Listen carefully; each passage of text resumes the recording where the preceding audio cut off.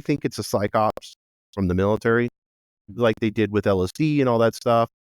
I think there's a lot of people, once they're on hypnosis, would understand that. But this whole idea of these bipedal beings bringing you on a craft and then probing your ass, sexually assaulting, that's our fear, and I think it's a monster psychops that was done. That's too much in the 60s and 70s, like with Manson and all these, with JFK's shooting. They were dosing them with shitloads amount of LSD.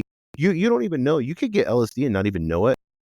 It's on a little stamp. They could put it, clear liquid. They could put it in your drink, and then you fall asleep, and you swear to God when you come out of it that you got alien. Here's my thought for this Taos hump.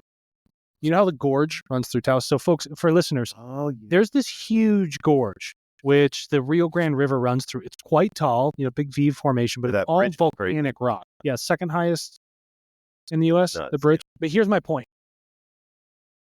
What if the wind carrying through there, going through the volcanic rock, because the volcanic rock is porous, is creating a hum?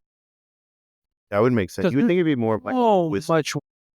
You'd think, but if you've stood in like sandstone, cut old ancient riverbeds, the wind almost does hum around the rock. That geologically makes sense. It makes a little bit more sense, and you get this thing over time.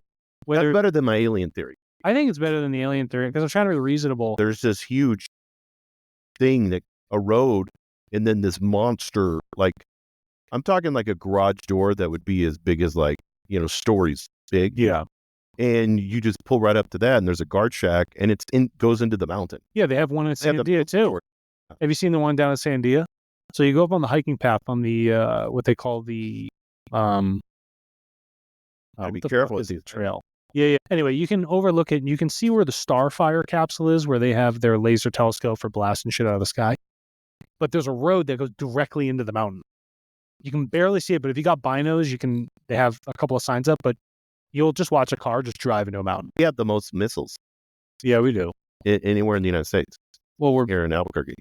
So what's Los Alamos and Lawrence Livermore make things that go boom. Yeah.